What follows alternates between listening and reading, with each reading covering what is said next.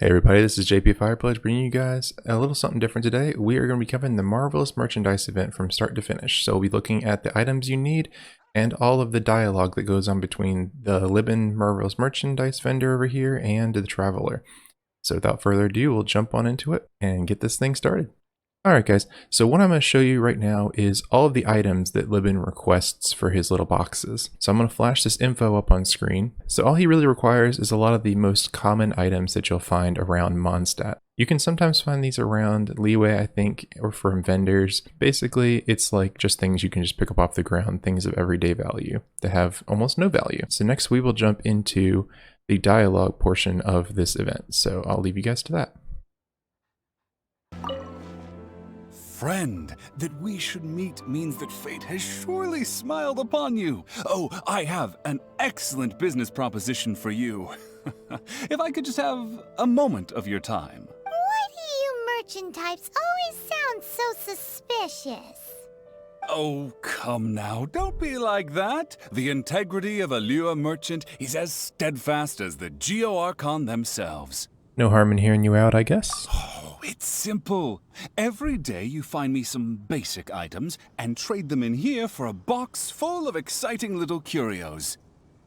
Oh, even the worst boxes have precious metals inside them, in the form of Mora cast at the Golden House, no less. Okay, but what's in it for you? Oh, my business model is a little too complex to explain right now, but if I have your consistent support in this business deal, then perhaps I will consider letting you in on how it works one day.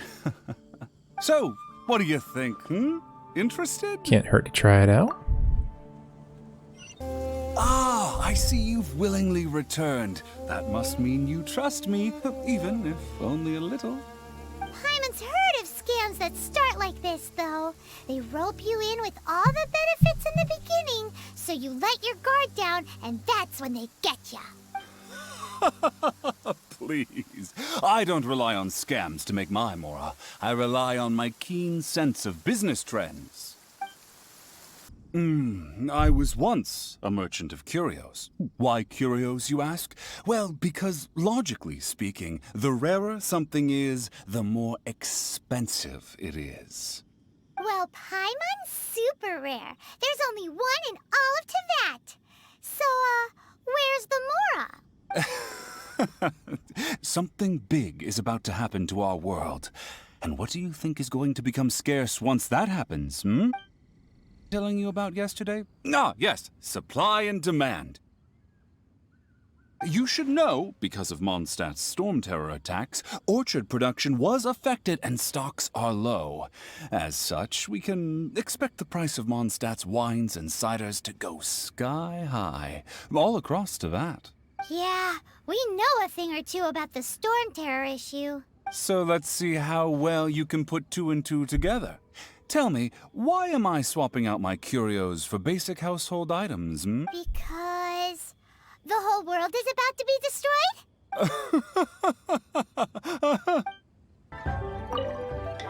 What was I mentioning yesterday? Ah, yes. Okay, so let's say the world really was on the brink of destruction. How would you even know that anyway? That is one of a merchant's other talents. Not only must we read the market and act accordingly, so too must we have our connections. I happen to be in the know about some very top-secret intel. Intel which has come from none other than the economic authority that is the Qixing themselves. So yesterday I was telling you about... that's right, the Qixing's intel. The Qixing are the 7 greatest merchants in Liyue, who govern over everything to do with our economy. So it goes without saying that their intel is very accurate. So just what is this intel then? Storm terror has affected Mondstadt's agricultural production, whilst the Fatui have been getting rather imperious in Liyue and Inazuma. According to confidential intel said to have come from Ningguang, Tianquan of the Qixing herself, the Qixing plan to break ties with the Fatui and simply let Liyue bear the brunt of the economic impact. And when that time comes, the Qixing will be sure to make a pretty penny off the inflated price of everyday items. Well, where would that leave the poor people of Liyue. No, this isn't right. The word about the rift between the Chising and the Fatui should be out by now. Have you ever stopped to consider that maybe this secret intel of yours is being leaked to you on purpose? You mean this is a ploy by the Chising to control small and medium business owners? Based on our interactions with others, it seems like you're the only one getting duped. I've been scammed by Ningguang? You're not going to ask me to return my stuff now, are you? Well, integrity is the cornerstone of being a merchant, so I won't go back on my word, but... Oh, but this is terrible. Well, don't give up. You've still got a long life to lead. Oh, you're right. My heart wasn't in the right place. How could the Chising ever turn their backs on the people of Liyue in order to make a profit? Those everyday items are a necessity for the people to just get by. No one should attempt to corner the market like that. And I shouldn't have allowed myself to go along with it. Friend, you have seen with your own eyes my very rise and fall. Let my mistakes be a lesson for you. That lesson being to not become a merchant?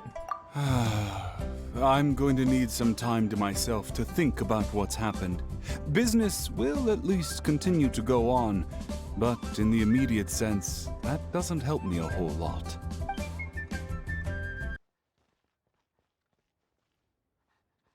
Alright, y'all, this dog won't stop chasing me to do my recording. Alright, so we're going to go over the items in his box of marvels. I'll be going over them in kind of an odd order just so you guys can see that they do group together. And dog's back. So the one I want to cover first is the stone one down here. This one right here will only give you Prima Gems and Mora. So if you're looking for a bang for your buck, Mora is not that really sought after. So maybe avoid this one if you only have one or two to open. The grass one and the cryo one will give you experience and some Mora and Prima Gems. The hydro and the electro will give you teachings for your character level ups and some Prima Gems. And the Animo and the Pyro Slime box will give you some Prima Gems and some Mystic Ore. So if you guys are looking for weapon upgrade, you'll probably want to go for Pyro and Animo. If you're looking for character upgrade, you'll want to go for Electro and Hydro. If you're looking for experience, so character experience upgrades, you'll have the cryo and the grass one, and then you'll have the stone one kind of on its own, just giving you money. So all in all, bang for your buck, the stone one is the worst one, so avoid that if you can only purchase one of these. These might be shuffled for you guys, just FYI, so don't hold candle to my feet if anything is super off or you guys pick the wrong ones, but generally I think this is what's in the boxes for everybody. I don't think that they'd be too off. Oh, there's that dog again. He keeps on following me throughout this recording. Too bad you can't pet the dogs in this game. Alright, so basically what I wanted to do right now is I wanted to, since we've already covered basically the event and all that stuff that's recording to it, keep the dog in frame, I wanted to just go over my general thoughts about the event and how it works and kind of what I think this is going to be like in the future. So this part is not really any related to the event at all, it's more just me. But so this event was kind of interesting. It was I liked the idea of kind of tracking this merchant on his cross-country tour to Liyue, and it makes sense and kind of gives some scope to how big this country is really supposed to be. You have these towns spaced out apart, and our character can just like mad sprint between two of them within like 5 minutes, not even. But for like a normal person, this probably would take a fair amount of time and kind of gives a good amount of scope to like, these places are not next door neighbors really. They are separated by gigantic mountains. It takes a little longer for him to move certain distances, although there could be some merit in saying that he was just waiting for us to catch up to give him free things over time. So I thought this event was kind of its own little commentary on the world itself, where the people of Mondstadt, we've really only interacted with them and they're kind of almost like religious and stuff like that with how they act towards the dragon and how they're basically all valuing their freedom. Whereas in Liyue, I remember they'd said that they are more based on contracts and more based on commerce and trading.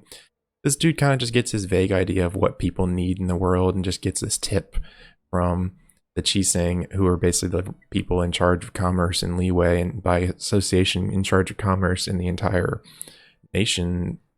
And it's kind of like he gets bad info and basically spends a huge amount of money on us buying things that are crap worthless that we can pick up off the ground. And it's kind of just an interesting little commentary on how this world works, that not everything is just happy and rainbows, especially if you're following the story on my playthrough, that there's a lot of weird death and destruction that goes on in this world. So just a little bit of extra, like, the people on the bottom aren't necessarily in the best way, and just because we have little kids running around, jumping around, doesn't mean that daily life is easy for them. So I just thought that was kind of interesting that they kind of link it back and show how people work in this area, because you can talk to all these NPCs and they definitely have some interesting, and a lot of them are pretty sad dialogue. So it's like the people on the bottom have way rougher lives than all these heroes and villains that we're running into, because they're all like royalty essentially. The event itself, I think that we will see this event again, more or less in the same format as we move to different areas. I think that we're going to see this dude kind of just pop up and be maybe even a joke character over the course of the things, where he just kind of chasing the next scoop or something. So I would say if you guys are anticipating that and you're in Liyue, I would make a point to probably start picking up the items on the ground if you're not doing that. There was a couple points in this journey for me where I had actually used the items for crafting, or I just use them to top my characters off. Like I'd have them eat a Sensetta or an apple when they were like 1 or 2 pixels off, and I had to actually go out and get the items, which was kind of weird for me because they were like basic items, but he was still making me go out and do work for him technically just by my own impatience with my health and stuff, and not just visiting shrines. So with that said, I think that we'll probably want to go ahead and just start picking those items up. I'm not going to make a guesstimate. I was thinking about it on what the items are. If I had to think, I'd probably say they're probably just basic, like stuff you'd pick up either again, like radishes or something, or they'd probably be way more specific. Maybe this time he comes around, he's like, well, I'm not going to go to the next nation and have these basic things. I want like Jiang chilies, and I want like the special mushrooms, like the Matsumoon mushrooms or something like that. So just in general, I'd be saying just pick things up once we get towards the next patch, when we actually move to another area. But other than that, I can't really give any other advice. But overall, felt like the event was pretty interesting. It was a good little distraction, nice way to grab some BP, so good one, I think. So I appreciate any of you guys who watched all the way to this point. This dog's been watching all the way to this point, so he's definitely a good boy. And I will see you guys in the Let's Play series that I've been keeping up with. We have a part coming out on Monday, Wednesday, Friday normally. I'm looking to try and start putting out more parts, but those will probably be about around when the patches hit and there's more stuff to kind of do. Right now we kind of get gate kept by the AR sometimes, and we also get a little gate kept by the story not being fully released. Currently up to the playthrough that we're going to be putting out this week, we will be in Liyue, and we'll be talking with the Animo gods and talking about them. So I hope to see you guys there. If not, that's all right. Hope this helped y'all out. I've been JP Firepledge, and you guys have a great day.